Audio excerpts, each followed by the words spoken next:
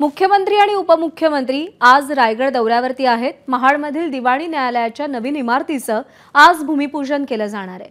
राज्याचे मुख्यमंत्री देवेंद्र फडणवीस आणि उपमुख्यमंत्री एकनाथ शिंदे यांच्या हस्ते महाड इथं हा कार्यक्रम होणार आहे। आज मंत्री भरत गोगावले आणि मंत्री आदिती तटकरे एकाच व्यासपीठावर येणार आहेत। रायगडच्या महाडमध्ये या कार्यक्रमाचं आयोजन करण्यात आलं आहे।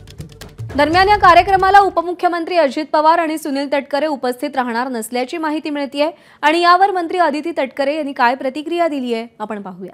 तर जे न्यायालयीन कार्यक्रम असतात यांचे काही प्रोटोकॉल्स असतात आणि त्या प्रोटोकॉलनुसार ज्यांचं कन्फर्मेशन आलं त्यांचं त्या ठिकाणी नाव आहे।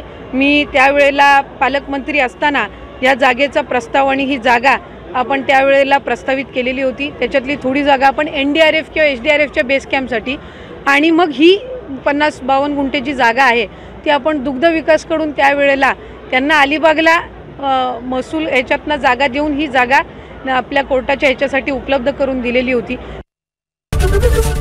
ABP माझा, उघडा डोळे बघा नीट।